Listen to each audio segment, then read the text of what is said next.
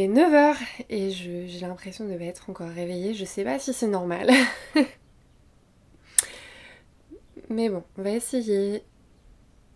On va essayer. Aujourd'hui, je voulais te raconter l'histoire d'une crise créative que j'ai eue. C'était il y a quelques années, j'ai traversé une phase d'interrogation assez longue sur les sources de mon inspiration, mon originalité, mes envies. Suite à cette crise, j'ai essayé de me composer un trousseau de clés pour essayer de déverrouiller toute potentielle crise à venir. Je pense que je suis toujours en train de compléter ce trousseau, c'est un peu ma démarche, c'est ce que j'essaie de faire et j'essaie aussi de te partager certaines de ces clés à travers la lettre créative et à travers ces vidéos. Et aujourd'hui, je voudrais te parler d'une clé que j'ai ajoutée à mon trousseau suite à cette crise dont je te parle et que je suis contente d'avoir ajoutée.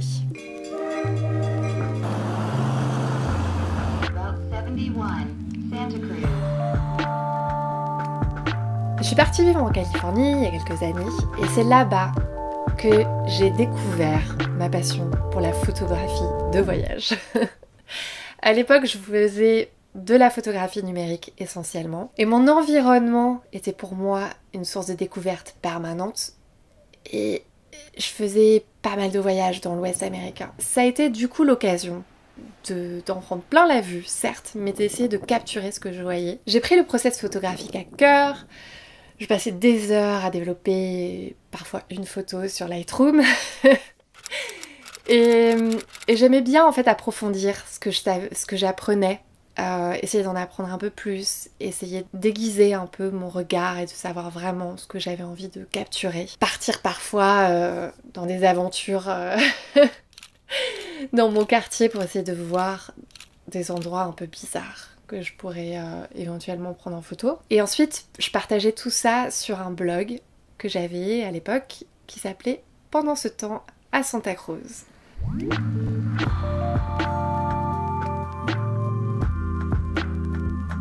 Et ben en fait, j'ai remis en question tout ça, toute cette dynamique quand je suis rentrée en France. Et c'est là que j'ai eu cette crise créative où mon environnement est redevenu l'environnement banal que je connaissais et que je côtoyais depuis mon enfance. En plus, je suis revenue dans une ville que je connaissais déjà, dans laquelle j'ai grandi. J'avais pas de nouveaux décors à découvrir.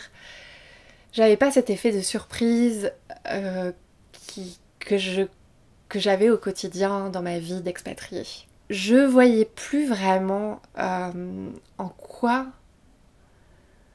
je pouvais donner du relief à mes projets créatifs parce que pour moi, il y avait plus ce côté original, distinctif que j'arrivais à avoir du fait que j'étais dans un environnement hors norme, enfin à mon sens hors norme.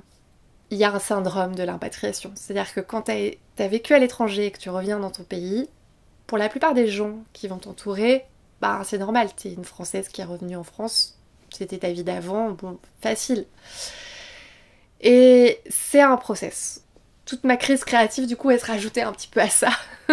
Tout ça, ça m'a poussée à me confronter à un questionnement très fort sur la gestion de mon environnement et comment ça m'impacte créativement. Quand t'es dans un lieu que tu connais, que t'as déjà vu, que t'as déjà parcouru des centaines, des milliers, des milliards de fois, comment, en fait, enlever cette rouille-là, gratter et puis au-delà du banal, trouver quelque chose d'original et qui te paraît digne d'intérêt et qui va te motiver et te pousser à créer.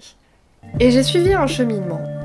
Et aujourd'hui, je voulais te partager ce cheminement, les pistes que j'avais suivies.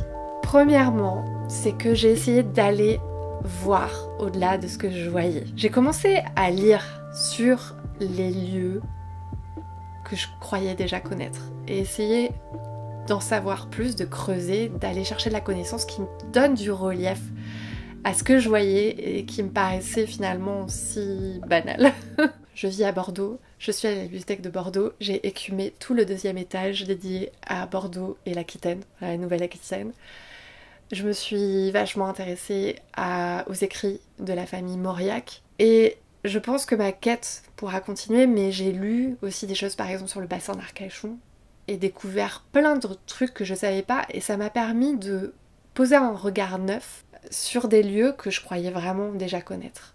La deuxième piste, ça a été de vraiment travailler mon attention. Dans nos vies, parfois très routinières, notre cerveau, il s'habitue aussi à l'environnement parce qu'il va surtout réagir au nouveau en fait, et aux informations nouvelles.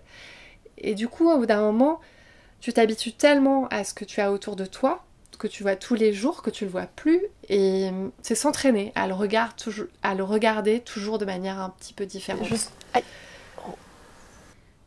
C'est important, je pense. Change de point de vue parfois. Essaie de voir les choses différemment, d'ajuster ton regard tel un super héros ou une super héroïne et d'avoir un regard multifocal et d'arrêter de regarder les choses en focale fixe. Le troisième point, il a été aussi très important pour moi, c'est le fait de changer de lunettes et de changer de médium. Je me suis rendu compte que je recherchais quelque chose de différent dans ma pratique de la photo et que je trouvais plus en fait avec le numérique. Et le fait de changer de médium, enfin de garder l'appareil photo mais de repasser à l'argentique, ça m'a vraiment redynamisée parce que du coup j'ai un peu à la marge, enfin c'est même pas à la marge en fait, je me suis lancée à la découverte d'un continent que je ne connaissais pas, inexploré. Et je vois en ce moment, j'essaie de faire un peu de dessin.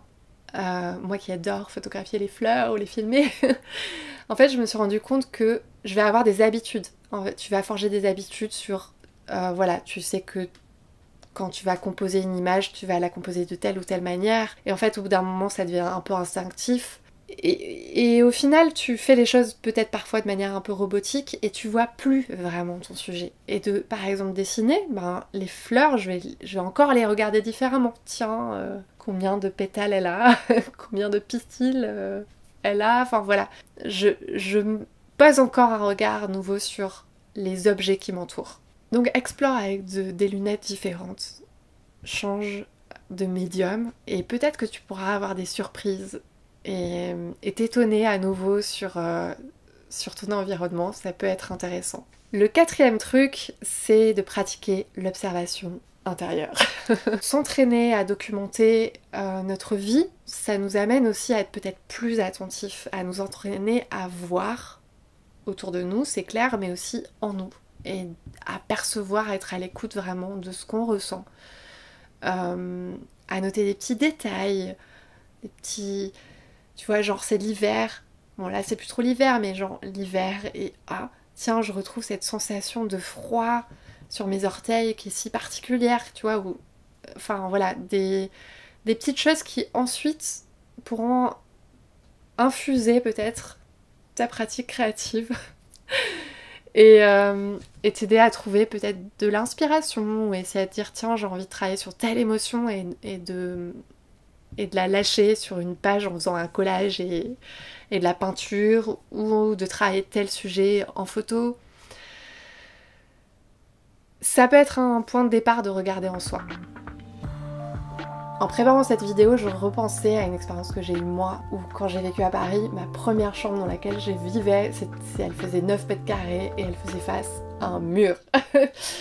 Et j'avais pas de lumière, j'étais au premier étage encaissée. Ça me poussait à être toujours à l'extérieur, donc ça avait un impact, mais je me disais, si aujourd'hui je me retrouvais là, qu'est-ce que je pourrais faire et quelles seraient les solutions? Et je pense que des solutions, il y en a en fait. Essayez parfois de regarder au-delà de ce que tu vois. D'essayer de regarder ce que voient les autres. D'essayer de regarder en toi, en dehors de toi. Et d'être toujours dans cette envie d'ouvrir ses horizons. Et de se permettre d'ouvrir ses horizons sans pour autant avoir à bouger. On est des êtres de rêverie, d'aspiration, nomades dans l'âme. On a besoin de chercher des choses, on a besoin de nouveaux défis, de nouvelles parois sur lesquelles s'accrocher. Mais quand les choses ne bougent plus, que tout demeure immobile, il faut avancer autrement, se trouver un autre promontoire, un nouveau panorama. Et c'est en nous qu'on peut ouvrir des portes vers le monde de l'imagination, l'infiniment petit ou l'infiniment grand. Au final, dans cette période de crise créative, je me suis vachement interrogée sur le lien au lieu, le lien que j'ai développé avec les lieux. Et au début, en fait, j'avais l'impression que ce lien, il était inaliénables en fait. Sans les renier, j'essaie aujourd'hui de voir plus loin, ou plus près, ou ailleurs. Pour moi, c'est une forme de liberté aussi de se dire, voilà, je suis pas attachée à un endroit et ma créativité, ma vie ne dépend pas à 100% de cet endroit et je suis transplantable, je suis transportable. J'ai ma boîte à outils, mes ressources en moi pour créer n'importe où en fait. Et faire fi des contraintes extérieures et pas être dépendante de mon environnement extérieur. Finalement, mon histoire, c'est aussi un peu la fable de celui qui est parti très loin pour trouver ce qu'il avait tout près de lui ou en lui. Mais voilà, peut-être que ça te parlera de ton côté. Dis-moi, j'espère que ça te parlera, que ça t'inspirera, qu'en dépit de nos contraintes actuelles, du coup, ça te motivera peut-être à essayer autour de toi, de regarder les choses un petit peu différemment, de re-regarder à nouveau en toi. Et voilà, d'y chercher l'inspiration, d'y trouver l'inspiration. J'espère que tu vas bien et je te dis à bientôt. À bientôt.